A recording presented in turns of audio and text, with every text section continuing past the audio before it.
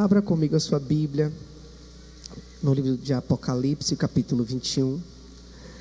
Nós leremos do versículo 4 ao versículo 7. Apocalipse, capítulo 21, do versículo 4 ao versículo 7. Todos acharam o texto? Amém ou não amém? Amém. A palavra do Senhor nos diz assim: E Deus limpará dos seus olhos toda lágrima, e não haverá mais morte, nem pranto, nem clamor, nem dor, porque já as primeiras coisas são passadas. Estava sentado sobre o trono e disse: Eis que faço novas todas as coisas. E disse-me: Escreve, porque estas palavras são verdadeiras e fiéis. Versículo 6. E disse-me mais: Está cumprido. Eu sou o Alfa e o Ômega, o princípio e o fim. A quem quer que tiver sede, de graça lhe darei da fonte da água da vida. Quem vencer herdará todas as coisas, e eu serei o seu Deus, e ele será o meu filho. Amém? Não feche sua Bíblia, pode se assentar com sua Bíblia aberta. Queridos, nessa noite, nesses poucos minutos que eu tenho, eu quero refletir com você acerca de algumas coisas que têm muito nos afligido. Não sei se os irmãos têm essa percepção, mas o mundo não está bem. Este mundo, como nós conhecemos, ele está nos seus últimos momentos, por assim dizer. Eu não sei se todos os irmãos, se todos que me acompanham nesta noite têm essa mesma impressão, mas eu acredito que alguém deva compartilhar comigo este sentimento de que saturou. Durante este momento que nós estamos aqui neste culto, por exemplo, existem 92 países em algum tipo de conflito diplomático ou civil.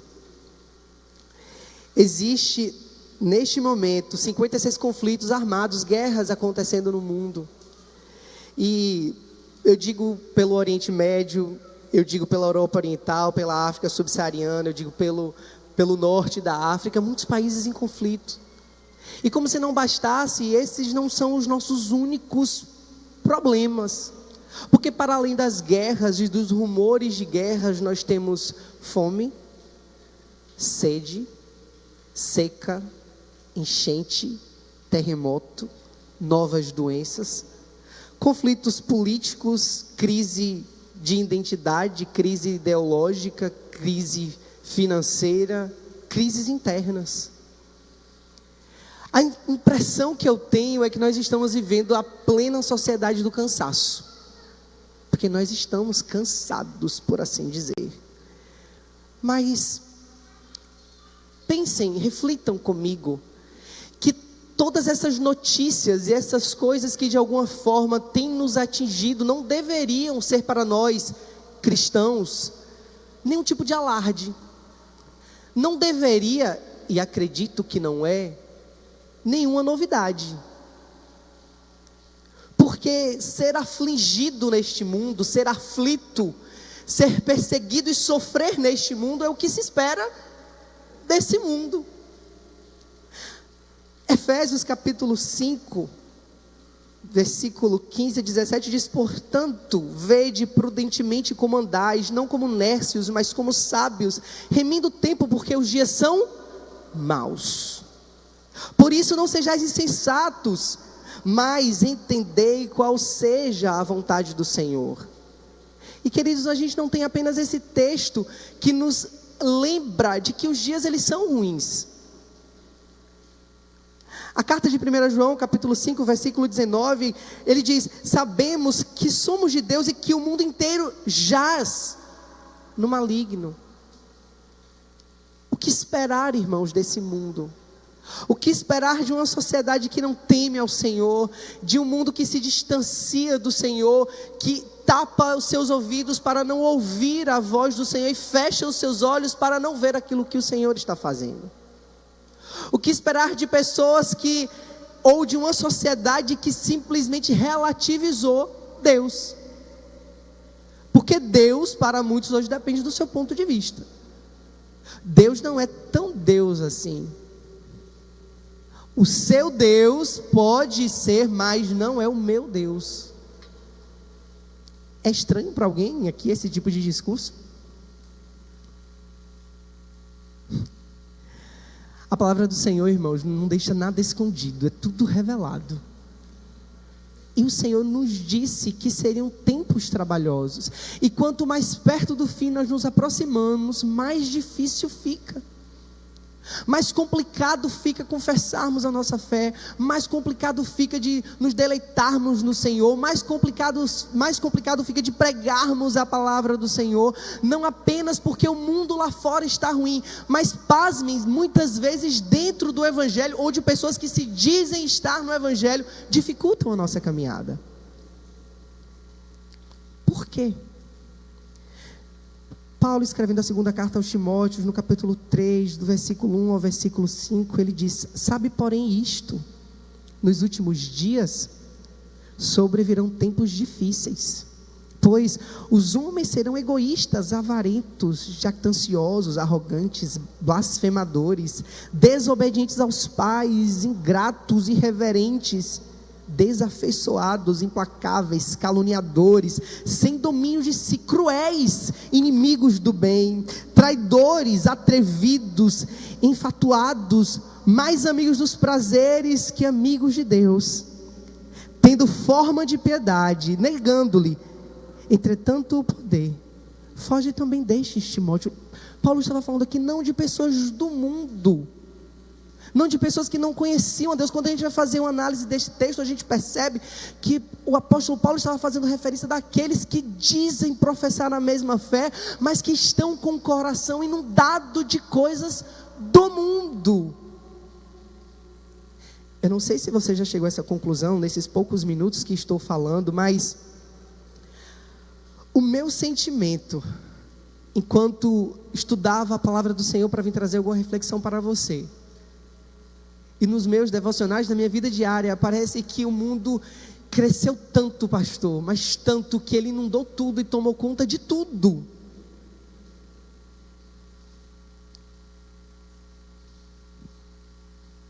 E nós, queridos, povo de Deus, não estamos imunes ao mundo. E essa é uma parte difícil de a gente entender. É complicado muitas vezes para compreendermos que nós não somos do mundo, mas nós estamos no mundo. E pense comigo, uma vez estando no mundo, nós estamos sujeitos às coisas que no mundo há.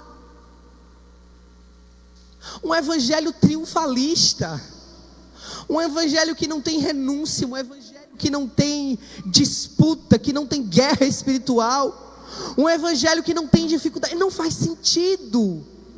Um evangelho onde você não adoece nunca, um evangelho onde você está sempre próspero, uma palavra que é pregada que você está sempre de vento em popa, não condiz com o evangelho bíblico, porque nesse mundo nós teríamos e teremos e temos aflições.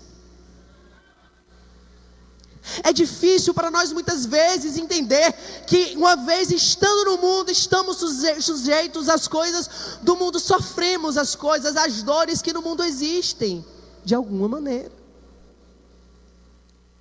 No Evangelho de João, no capítulo 17, por isso que eu pedi para você deixar a sua Bíblia aberta, a gente vai passear em um bocado de texto hoje aqui.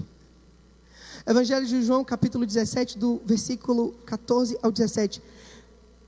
O Senhor Jesus orando, ele diz assim: olha, dê-lhes a tua palavra e o mundo os odiou, porque não são do mundo, assim como eu não sou do mundo. Não peço que os tires do mundo, mas que os livres do mal. Porque o Senhor disse isso: não são do mundo como eu não sou. Santifica-os na tua verdade, a tua palavra é a verdade. Queridos, no momento em que Jesus ora por seus discípulos, ele estava orando também por mim e você que estamos esperando a sua volta. Quando nós paramos para refletir nas palavras de Jesus aqui, para mim fica claro que ele não prometeu que nós teríamos uma vida de algodão doce, que a vida daqueles que vivem esperando a sua volta não seriam, como dizem por aí, uma vida de morango. Porque nós estamos, irmãos, no mundo e sujeitos às coisas do mundo. As aflições, as depressões, o luto, a morte, a perda, a quebra financeira, a enfermidade vai sim bater na nossa porta. O que nos diferencia, queridos, do mundo é a maneira como nós lidamos com aquilo que o mundo tenta fazer de nós. Aquilo que nos diferencia do mundo é a maneira como nós vivemos Cristo enquanto o mundo nos persegue. O que nos diferencia e o que vai ditar se iremos ao céu ou não é se nós guardamos esta palavra que Jesus Cristo disse que é a verdade no nosso coração para praticar, para viver e ser sal da terra e luz do mundo.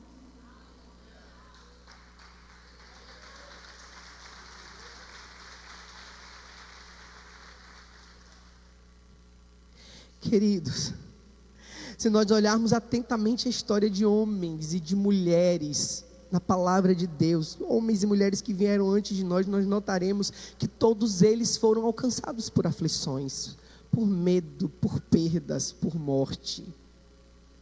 O apóstolo Paulo, por exemplo, tinha um espinho na carne. O profeta Oséias casou-se com prostituta e foi reiteradas vezes traído por ela. Davi viu um de seus filhos abusar da meia-irmã.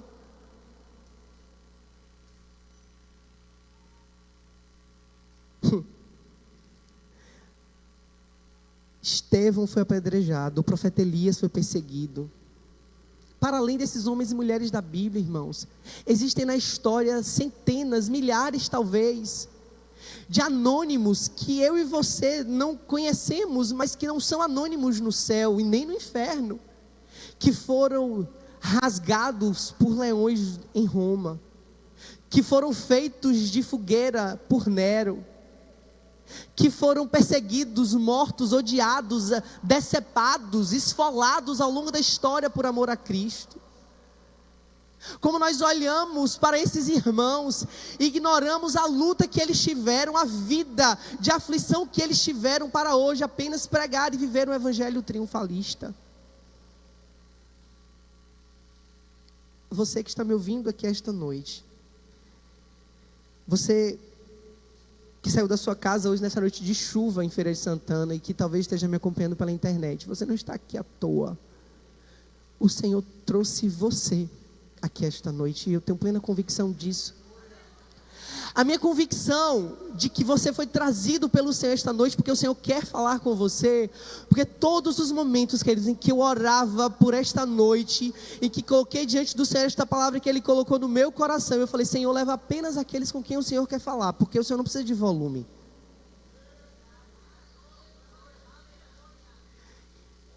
E essa noite o Senhor tem uma palavra para você, que talvez, como eu disse aqui, esteja passando por grandes enfermidades na sua casa, esteja passando por lutas, por alguma adversidade, alguma crise no seu casamento talvez.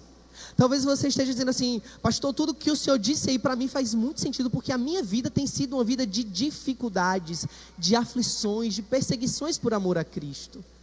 E aí eu queria lembrar para você algo que também está na palavra de Deus no Evangelho de João, no capítulo 16, volta só um pouquinho a sua Bíblia aí.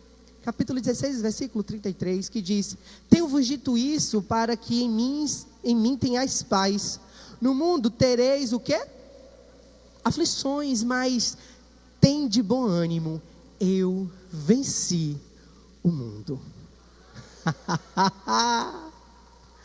Se o Senhor venceu, irmãos, em Cristo, nós também seremos vencedores.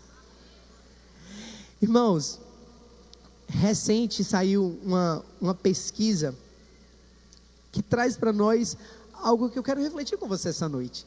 E foi perguntado para algumas pessoas sobre o maior medo ou as maiores ansiedades, as maiores aflições que as pessoas tinham. E quando eu tive acesso às respostas que essas pessoas deram, e quando a gente olha para o Evangelho, a gente vai perceber que para cada uma dessas aflições que o mundo vive, o Senhor tem uma palavra para elas. Existe uma solução para essa crise que está no mundo. E está na palavra do Senhor. nessa pesquisa, ou melhor, nessa entrevista que foi feita com muitas pessoas, eles disseram que o maior medo que eles têm é o medo da morte. O medo da morte é para muitas pessoas o maior medo, a maior aflição, a maior angústia que elas podem sentir. E eu imagino que seja mesmo. Porque imagine comigo a quantidade de pessoas que morrem todos os dias sem ter certeza da sua salvação.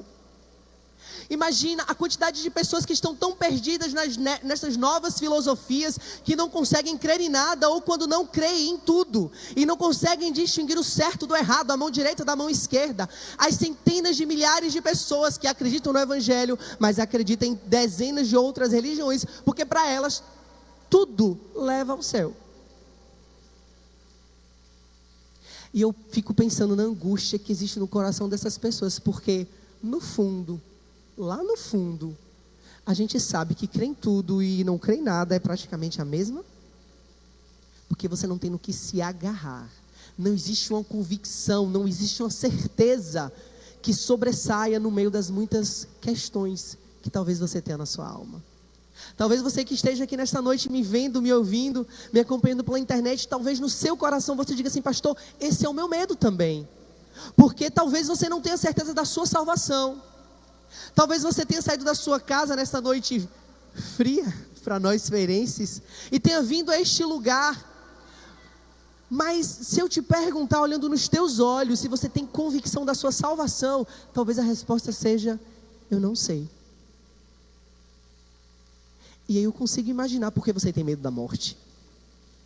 Porque a morte lhe espanta. Porque falta na sua consciência a certeza de que o viver é Cristo e o morrer é lucro.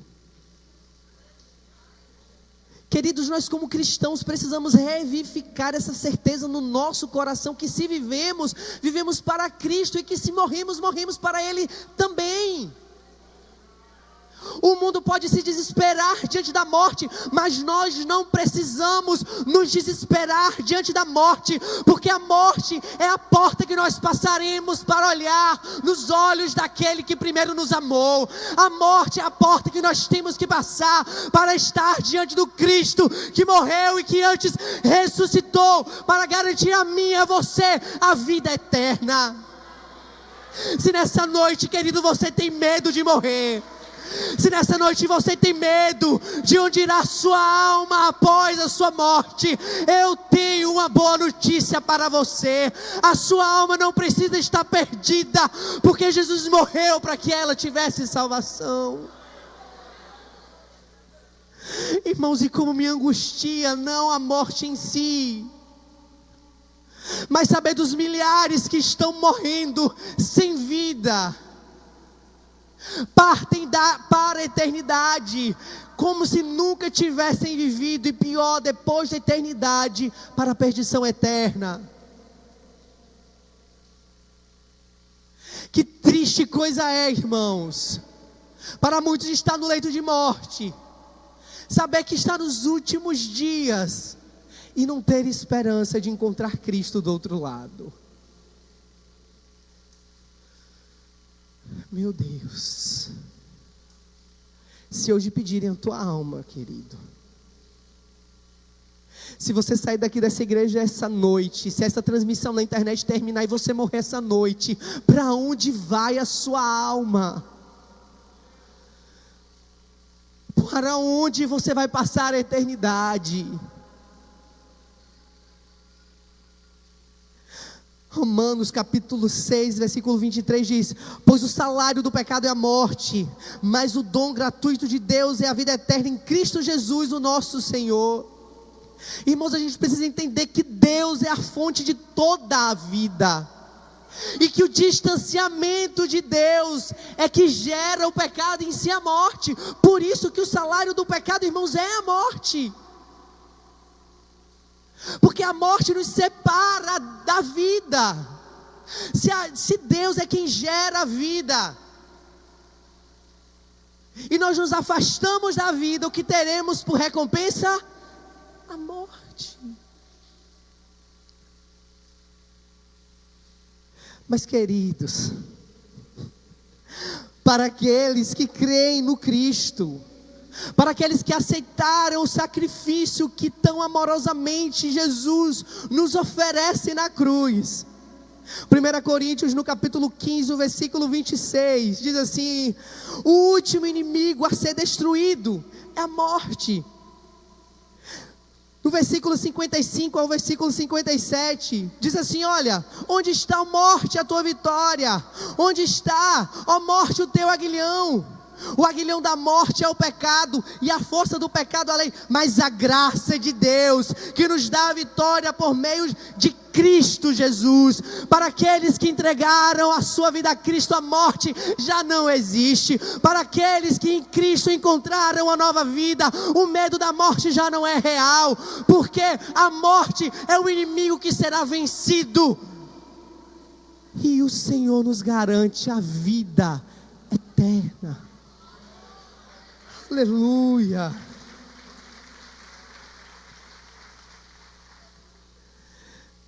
Para nós, queridos, que estamos nesse mundo de destruição e dor, como estávamos falando agora há pouco, fazendo uma rápida análise da situação do mundo, é muito natural que nesta pesquisa que foi feita e que foi respondida, muitas pessoas disseram que o seu maior medo, a sua maior aflição, é o medo do sofrimento e o medo da dor. Não é de se estranhar, meus irmãos. Nós temos vivido uma sociedade tão hedonista. Eu primeiro, eu no centro, primeiro eu, segundo eu, terceiro eu. As minhas vontades, os meus valores, eles têm que estar em primeiro lugar. Abrir mão de alguma coisa por amor a Cristo, que é absurdo. Que coisa absurda, você vai deixar de fazer o que você quer por amor a Cristo? Não. Você vai abrir mão de um pecado para agradar? Não precisa. É estranho isso aqui que eu estou falando? Estamos vivendo numa sociedade que prega tanto que você deve ser o centro de tudo, que é inadmissível para essa sociedade que qualquer outra coisa seja o centro da sua vida, a não ser você mesmo. Para as mulheres agora é um absurdo ser mãe, porque você abrir mão do seu corpo bonito e da sua juventude para criar um filho virou demérito. Porque ser pai agora também virou motivo de tribulação. Porque ter família próspera, família numerosa, agora é sinônimo de loucura. Falei um dia desses aqui na escola bíblica dominical que os valores eles não se perderam, os valores eles se inverteram. O que era bom agora é ruim. O que era detestável agora é aplaudido. Você casar e ter um casamento bem sucedido agora virou absurdo, porque para que você vai casar? Porque estão dizendo agora que o casamento é uma instituição falida. Falida é o seu casamento, falida é a sua vida, porque aquilo que o meu Deus diz que é bom, e aquilo que o meu Deus diz que é ruim, e eu vou viver por aquilo que o meu Deus disse que sim.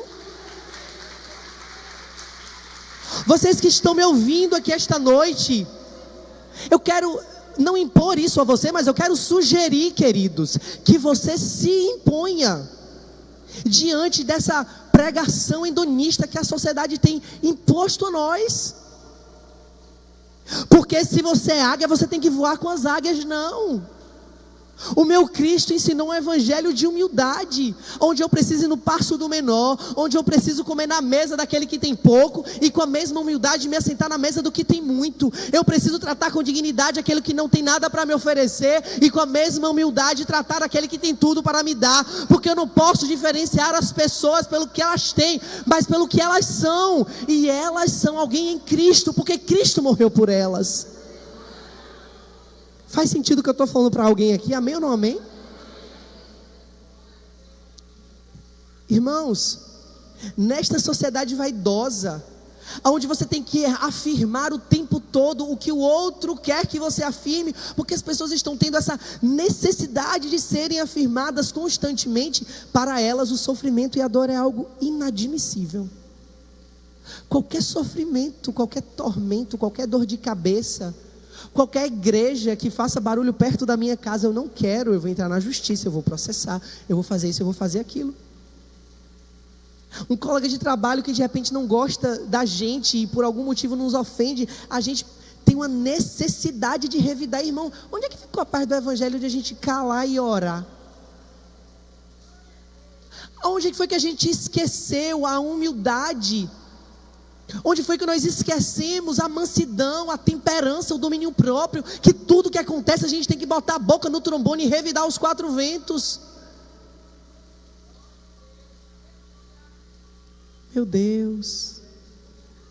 Hoje em dia, irmãos, crises ministeriais, elas viram manchete na internet. Problemas que acontecem dentro de quatro paredes de uma denominação, elas viram manchete de jornal. Porque qualquer coisa que tire, que toque na minha santíssima vontade, vira um absurdo. Problemas nos lares, irmãos, não conseguem mais ser resolvidos dentro dos lares, porque tudo agora é motivo de mídia. Porque eu não consigo suportar mais nenhuma dor. Pisou no meu calo, por menor que seja, a minha necessidade é botar minha boca no trombone e gritar, pastor, aos quatro ventos do meu sofrimento. Faz sentido o que eu estou falando aqui? Amém ou não amém? Mas queridos, existe também uma dor, que não é essa dor sensacionalista que eu estou me referindo aqui. Porque existem muitas pessoas nesse mundo, e talvez algumas delas estejam me ouvindo aqui neste momento, que de fato passam por dores que nós não podemos mensurar. Passam por sofrimentos que muitas vezes são indizíveis. Existem pessoas que ajoelham para orar e só choram, porque não tem palavras para dizer da dor que sentem. Irmãos, quantos pais choram a perda dos filhos? Quantas pessoas choram a dissolução de um casamento que era feliz e acabou? Quantas pessoas choram por parentes que não estão nos pés do Senhor? Quantas pessoas estão com doenças incuráveis para a medicina e em fase terminal? Para você, querido, Deus também tem uma palavra. Para você que acha que ninguém pode entender o seu lamento, o seu sofrimento, o Senhor tem uma palavra para você. O salmista, em Salmo número 10, o verso 14, diz assim: mas tu enxergas o sofrimento e a dor, observa-os para tomá-los em tuas mãos, a vítima delas entrega a ti, tu és o protetor do órfão. Queridos, o sofrimento e a dor são resultados do pecado no mundo. É simplesmente impossível que a gente passe uma vida sem sentir dores e sofrimentos. Mas se existe um lugar onde nós podemos ser curados, é em Jesus. Se existe um lugar onde nós podemos trazer a nossa mágoa, o nosso sofrimento, o nosso lamento, a nossa perda, aquilo que nos aflige, aquilo que tira a nossa paz, se existe um lugar seguro, onde você pode depositar o seu peso, este lugar é aos pés da cruz, porque o Senhor é aquele que ouve o teu lamento e não te julga, o Senhor é aquele que ouve o teu lamento e te afaga, e que te acalenta. O Espírito Santo, Ele te abraça, e Ele eleva a tua oração, que muitas vezes é feita sem palavras, apenas com lágrimas, ao trono da graça, e através dessa oração você alcança a misericórdia. Eu quero lembrar você nessa noite, querido, que antes de você trazer a sua dor para expor na rede social, para gritar a sua dor ao mundo, entra no teu quarto, querido, fecha a tua porta e em segredo fala com Deus, que te vê em segredo, que te vê em secreto, que te cura em sigilo e não expõe a tua doença.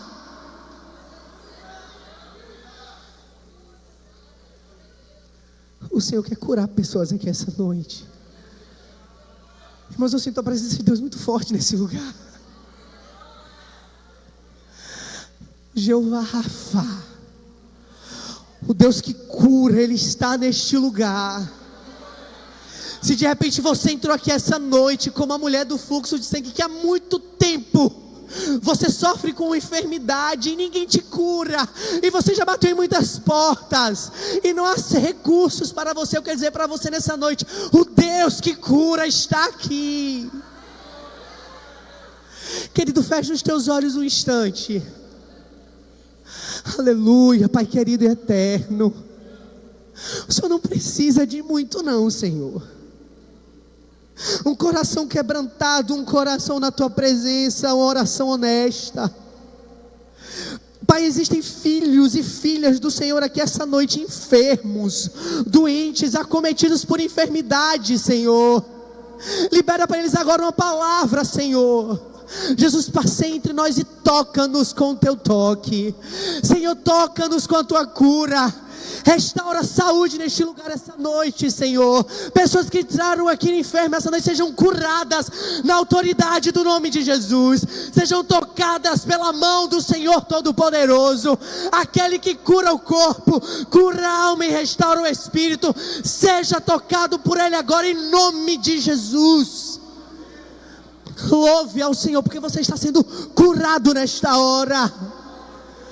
Aleluia. Aplauda o nome do Senhor, porque Ele é fiel.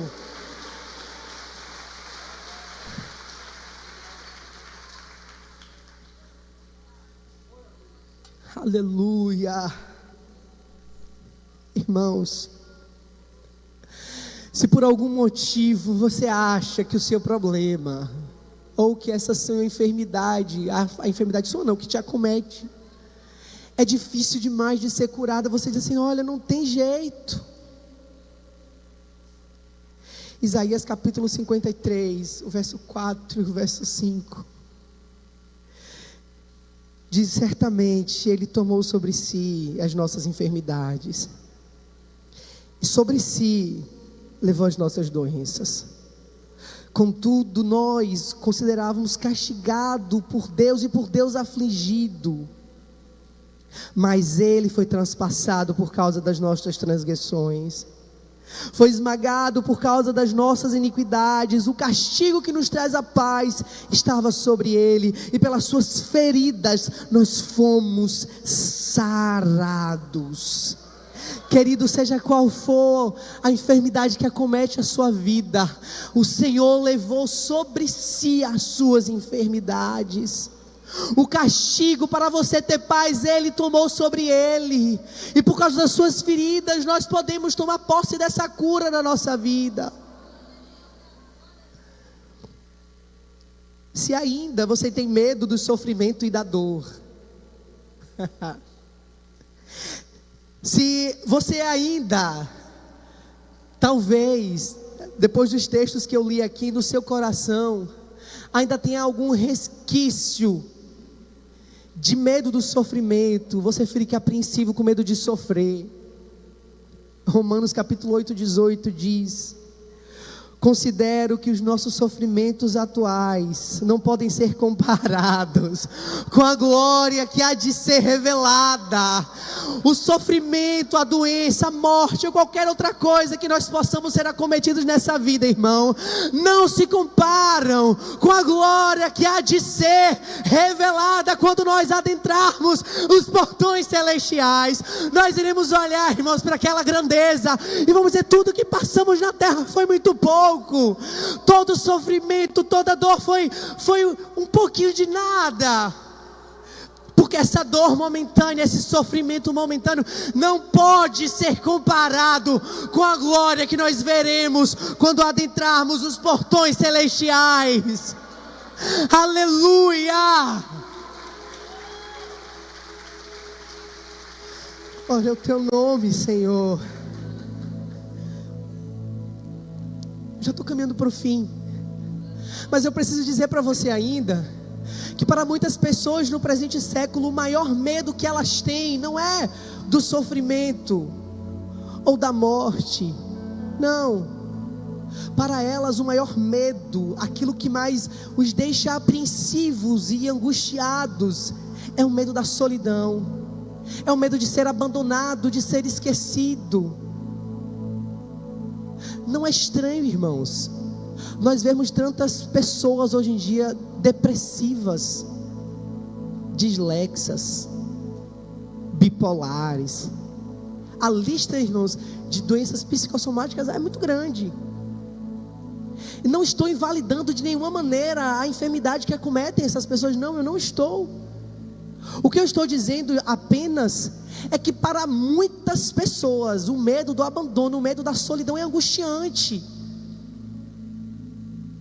Tem pessoas que preferem morrer a ficar sozinhas. Infelizmente, para muitas pessoas a solidão, ela é palpável. Talvez você que está me ouvindo aqui esta noite tenha sido traído, esquecido, abandonado. Talvez no seu coração você esteja inconformado porque um pai te abandonou, porque uma mãe te abandonou, porque alguém que você amava foi embora. Talvez um filho tenha olhado para você depois de você ter feito tudo por ele, bateu asas e voou, e você hoje se encontra só. Você volta para casa, você põe a sua cabeça no seu travesseiro e você chora de solidão, porque ninguém te vê. Você diz assim: pastor, olha, ninguém me enxerga, eu entro e eu saio daqui da igreja e parece que ninguém me nota. Eu entendo, irmãos, eu entendo quem passa por isso.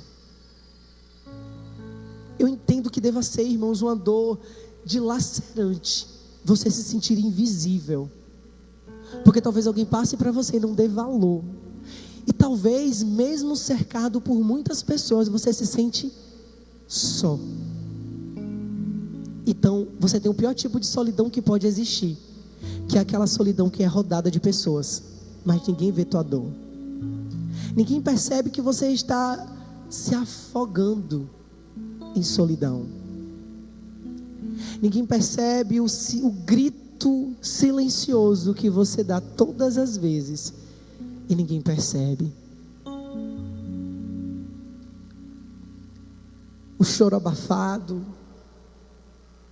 o choro com o rosto escondido no travesseiro, porque você não tem confiança, de repente nem com as pessoas da sua casa, de revelar onde te dói. E pelo mundo afora existem muitas pessoas como você. Aqui essa noite, você também não está sozinho.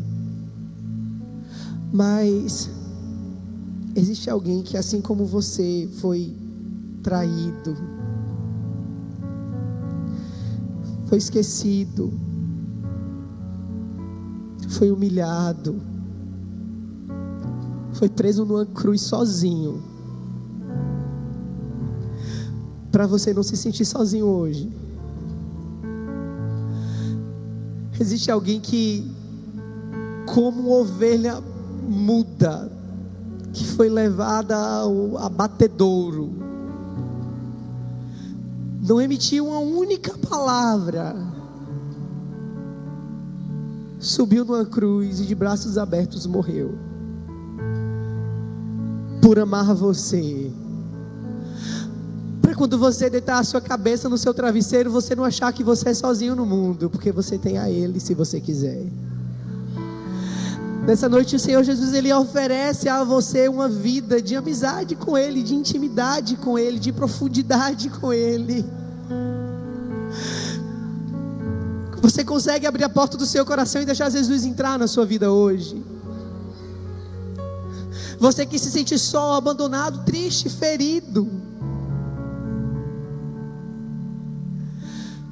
o Senhor Jesus, Ele foi para o céu, mas para que nós não ficássemos órfãos, Ele pediu ao Pai e enviou um Consolador.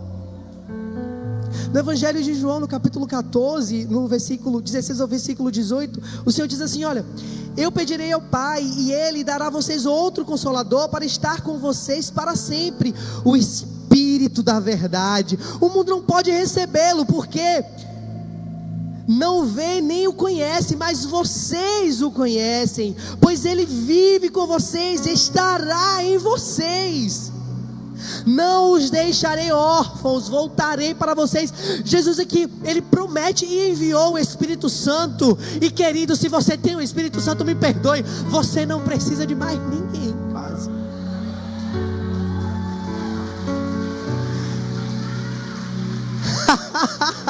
Querido, o Espírito da verdade, que o mundo não pode receber, o mundo não pode conhecer esse Espírito, mas você que conhece a Jesus, que já se entregou a Jesus, você recebe em você a presença desse Espírito, que é uma pessoa, que é um amigo íntimo, que é mais chegado que um irmão, que te cura, que te restaura, que te orienta, que te consola, que não deixa você só. Querido, deixa eu te perguntar uma coisa, que você já experimentou na sua vida uma única vez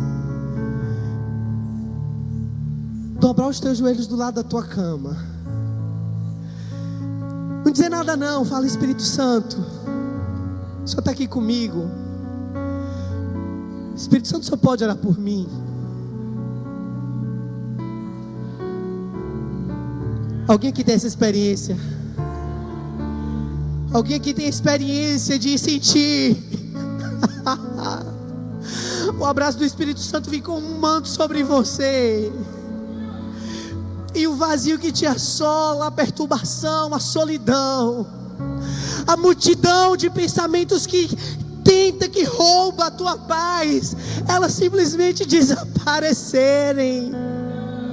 Elas somem, elas derretem como cera diante do fogo, na presença do Espírito Santo. Querido, quando você voltar para sua casa hoje, quando você se sentir só da próxima vez, entra no teu quarto, fecha a tua porta. Espírito Santo, vem aqui comigo. Espírito Santo, vem aqui comigo, senta aqui comigo nessa cama, porque eu preciso falar e eu também preciso ouvir. Deixa o Espírito Santo inundar o teu quarto com a presença dEle. Deixa o Espírito Santo te ensinar a adorar a Deus de verdade. Deixa o Espírito Santo quebrar o seu orgulho, pisotear a tua inteligência e te mostrar de que Ele é verdadeiramente um amigo fiel, que te socorre nos momentos incertos, que tem o conselho certo, que tem a salvação na hora oportuna. Irmãos, nessa noite eu tenho muitas coisas que eu poderia pregar sem conhecimento de causa, me baseando apenas na palavra de Deus, mas disso aqui, irmãos, eu posso falar com conhecimento de causa. Que o amigo Espírito Santo vai ser a melhor pessoa que você vai conhecer na sua vida. Que ter e cultivar amizade com o Espírito Santo vai te livrar de grandes problemas, porque quando os problemas começarem a aparecer, o Espírito Santo é aquele que diz assim: não vai não. O Espírito Santo é aquele que tu entra numa casa, entra num determinado lugar, ele chega no teu ouvido e fala: sai daqui, porque isso aqui não é para você. Quem anda, quem é íntimo do Espírito Santo, antes que todo mundo veja, o Espírito Santo já abriu o olho dele e ele já viu. Tem pessoas aqui que estão precisando ter os olhos espirituais abertos, porque na sua solidão, no sentimento de solidão que você tem enfrentado, talvez você não esteja vendo as miríades de anjos que o Senhor está enviando para lutar em teu favor. Eu lembrei de Geazi agora, quando estavam cercados por um exército, e o moço que estava com Geazi falou: olha, não tem para onde a gente correr, não tem para onde ir, nós estamos perdidos.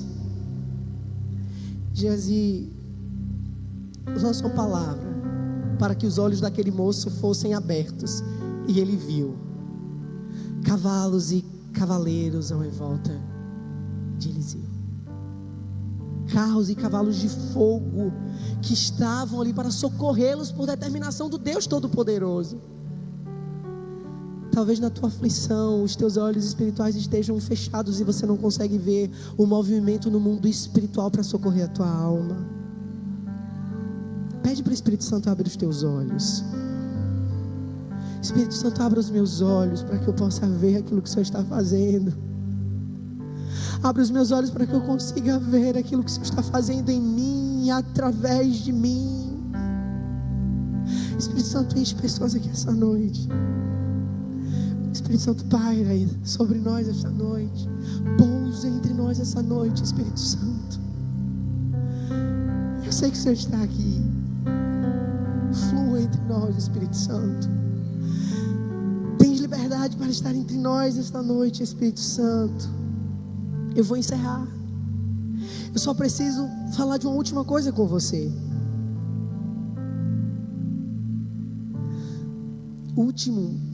A lista é grande, mas eu vou encerrar nesse medo aqui, que as pessoas têm hoje no mundo, é tido como a maior dor que elas têm, que é o medo do fracasso.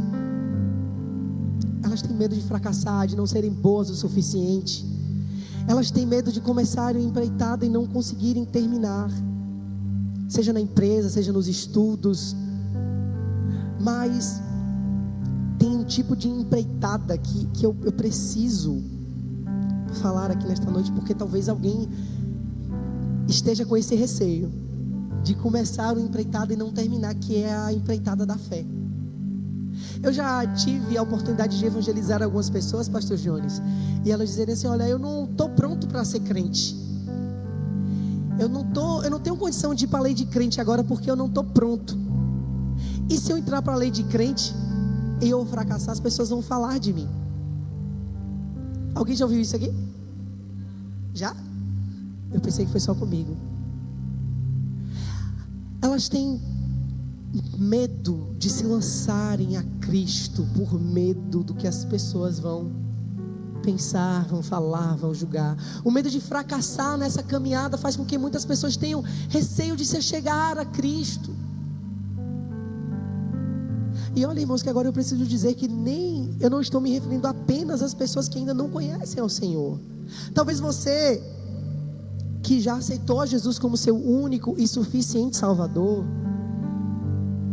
queira dar um passo na sua caminhada de fé, e você quer jejuar mais, você quer orar mais, e você às vezes tem receio de buscar ajuda nesse sentido, porque e se eu fracassar? E se eu não conseguir ser esse padrão que eu estou tentando ser? E se eu começar agora a dizer que eu sou cantor e eu não conseguir ter um ministério como cantor? E se eu disser que eu sou pregador e eu não conseguir pregar agora? E se eu inventar de ser professor da escola bíblica dominical e minha aula for um fracasso? Eu vou entrar para a mídia, mas eu não sei tirar uma foto. O medo do fracasso tem sido o bicho-papão de muitas pessoas. O medo do que as pessoas podem dizer sobre você e sobre as conquistas que você tem sido uma corrente, uma jaula que tem limitado de você se desenvolver e de repente ser aperfeiçoado naquilo que o Senhor te chamou para fazer. Pastor, você quer dizer o que com isso? Que se o Senhor tem feito você sonhar com o ministério de louvor, se posicione, creia, ore, se coloque na posição para ser usado no ministério de louvor. Se você sente no seu coração o chamado para trabalhar com criança, com jovens, com adolescentes, se coloque na posição e creia no que o Senhor fará.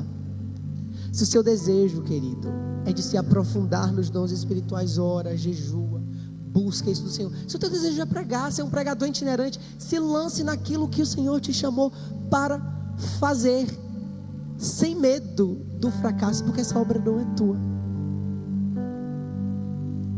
Quantos de nós temos deixado de fazer algo para Cristo porque nós estamos confusos e às vezes nós achamos que a obra é nossa, e você quer tratar a obra de Deus como se fosse sua, e a obra é dele.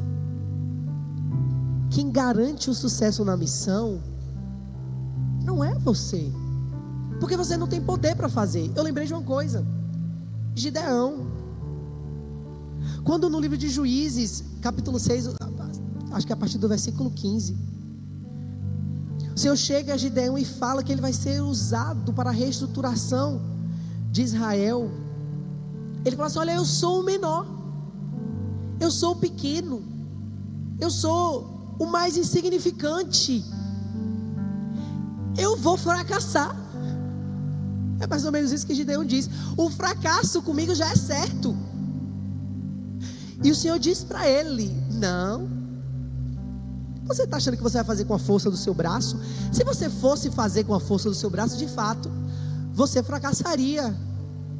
Mas quando nós somos chamados pelo Senhor, nós não vamos fazer com a força do nosso braço, mas a força vai ser daquele que nos chamou. Crente, para de ter medo do fracasso e seja atrevido em fazer aquilo que o Senhor te chamou para fazer. Crente, para de se debater porque as pessoas vão dizer A ou B. acerca do que o Senhor te chamou para fazer. Porque não é a essas pessoas que você vai prestar conta, mas aquele que te chamou. Aquele que te chamou, aquele que colocou o ministério nas tuas mãos, é quem diz assim: vá. Não precisa ter medo de fazer os seus planos. Provérbios capítulo 16 versículo 3 diz: consagre ao Senhor tudo o que você faz, e os seus planos serão bem sucedidos. Outras versões dizem: os teus planos serão estabelecidos. Hoje é domingo, amanhã é segunda-feira. E eu falei aqui, irmãos, de dores que afetam a humanidade, de coisas que têm trazido aflição à humanidade. Mas eu preciso voltar para o texto que eu abri essa pregação. Talvez você tenha dito assim: o pastor leu um texto de Apocalipse no início e se perdeu. Não, eu não me perdi não. Eu quis fazer uma caminhada com você, de falar que, então, embora exista uma resposta bíblica para praticamente tudo de ruim que o mundo vive hoje, e você viu aqui, que existe uma resposta de Deus para a morte, para o luto, para a vida, para a aflição, para a doença, para a fome, para a miséria, para o medo dos planos darem errado, para o fracasso, para tudo há uma resposta de Deus. Para tudo há uma intervenção na palavra de Deus, que você pode entrar como remédio imediato para aquilo que te aflige nesse momento.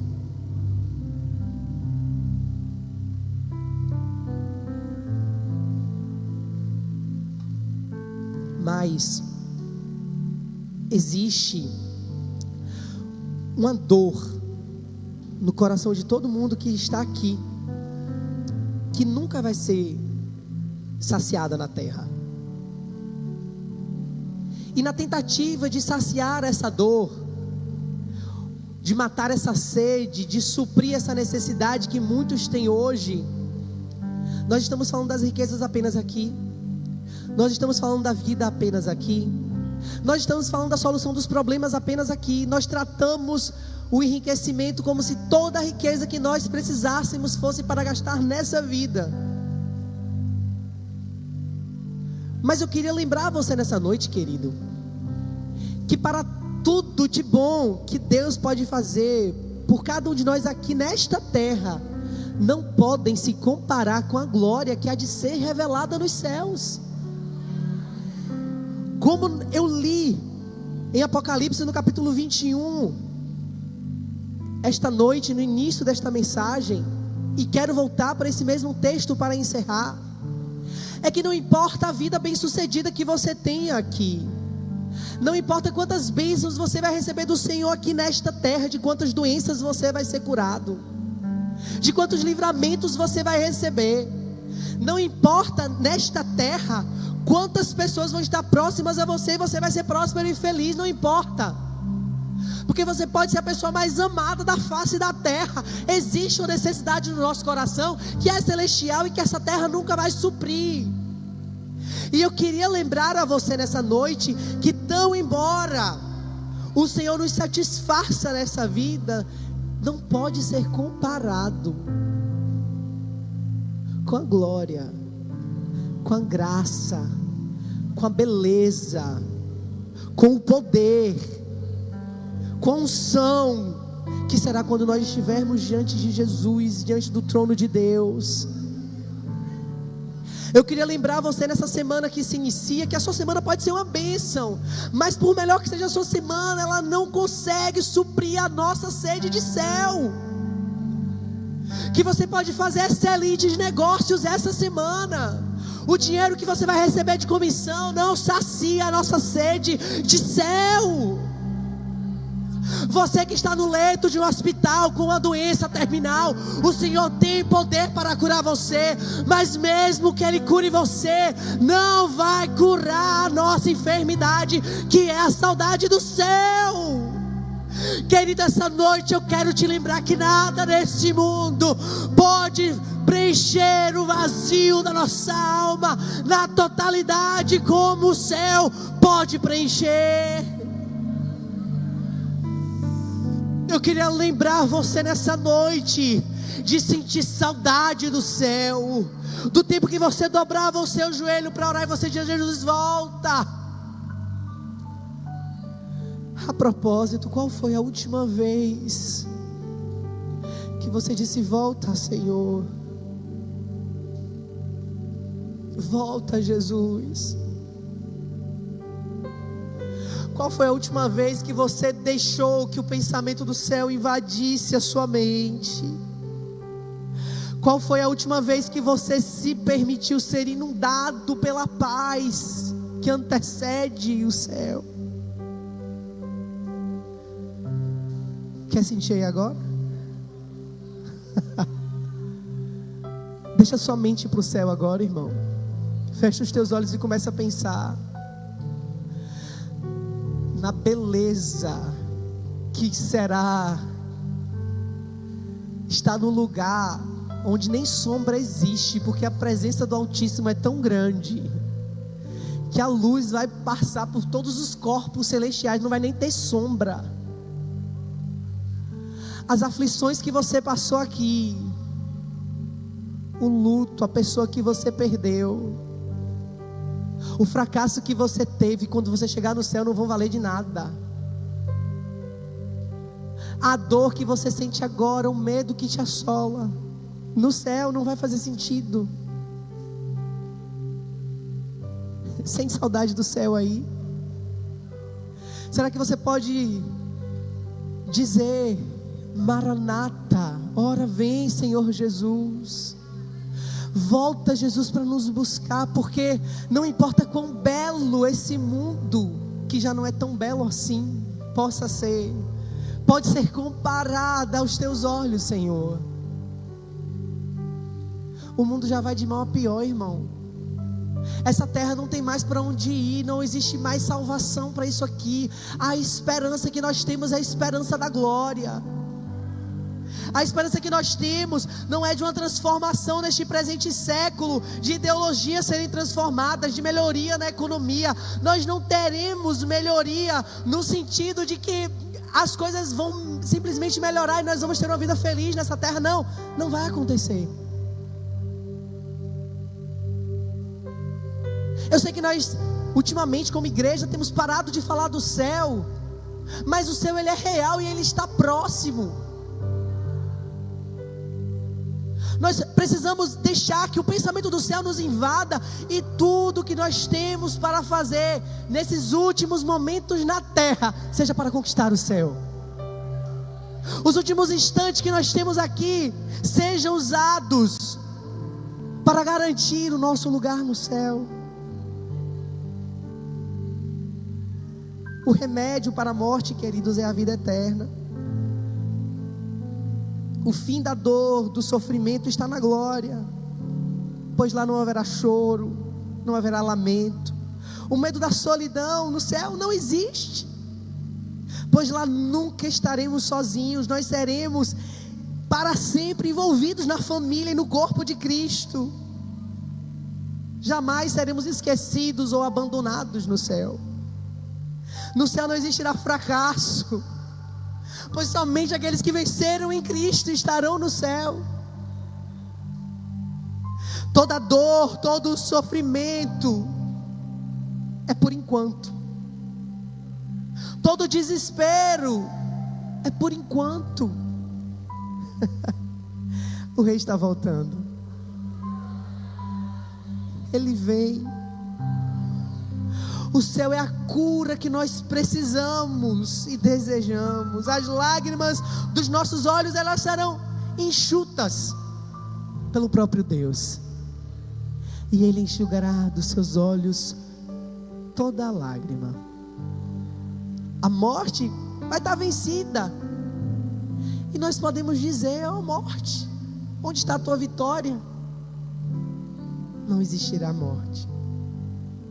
E o choro, por fim, dará lugar ao júbilo.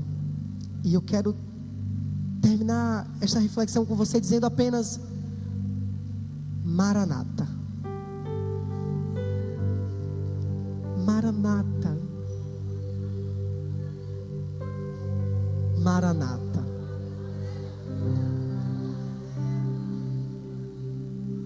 Maranata. Imagine o céu se abrindo. Jesus dizendo: vinde, amados do meu Pai, entrem para a glória, para o gozo eterno. Deus sentado no alto e sublime trono, miríades e miríades de anjos cantando: santo, santo, santo, santo, santo, santo, santo. Eu não sei você, eu me imagino me achegando para aquele coral, chegando ali pelo meio, pelas pontas, me ajeitando entre os anjos e unindo a minha voz, a voz dos anjos, dizendo: santo, santo, santo. Eu não sei o que você pensa, mas eu penso que eu vou dizer algo parecido com: valeu a pena, Jesus. Valeu a pena todas as vezes que eu precisei abrir mão de mim para viver o Senhor.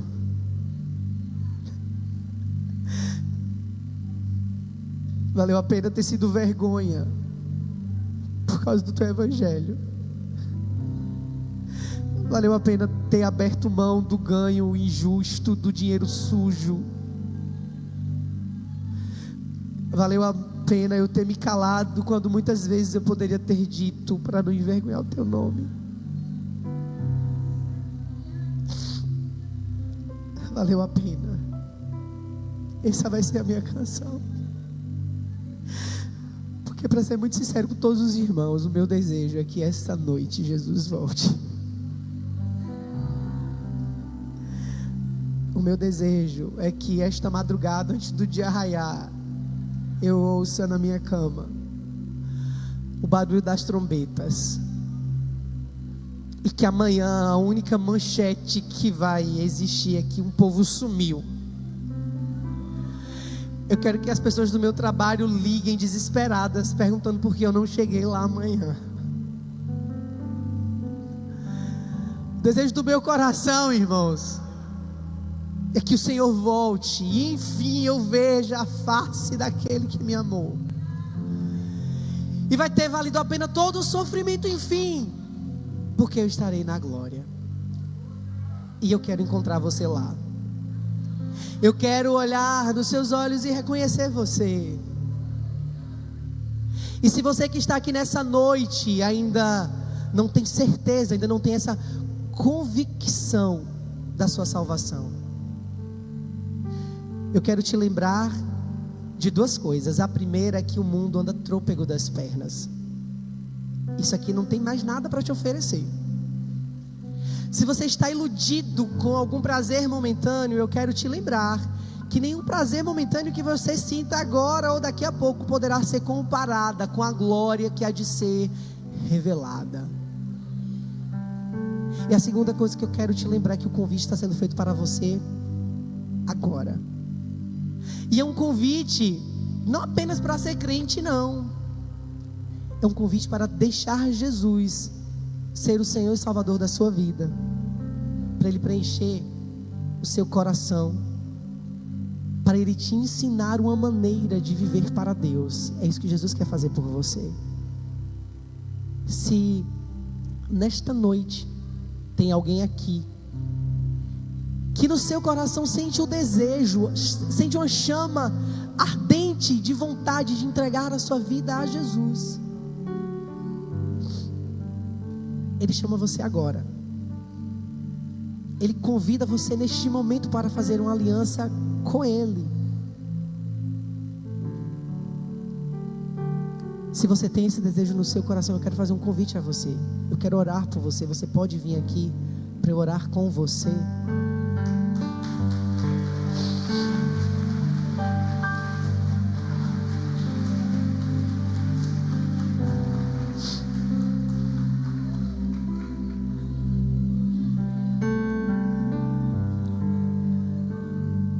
No céu não existe festa quando a gente é curado. No céu não existe festa quando a gente faz festa aqui. Mas todas as vezes que alguém arrependido olha para Jesus e vê em Jesus a sua salvação, entrega a sua vida a Cristo, os seus pecados são perdoados e o céu festeja. Porque quando isso acontece, nós como igreja saqueamos o inferno e povoamos o céu. A porta ainda está aberta, o convite ainda está sendo feito. Você está me vendo, você diz assim: pastor, eu até fui crente um tempo, eu já até fui na igreja, eu já chorei algumas vezes durante o culto, mas eu nunca fiz uma aliança real e íntima com Jesus. Você tem a chance agora. O Senhor te convida, vem. Mas eu tenho muitas questões, pastor, eu tenho muitas coisas para resolver. Deixa o Senhor resolver por você. Entrega a sua vida a Ele e confia que Ele tem o poder para te ajudar a resolver quaisquer questões que sejam.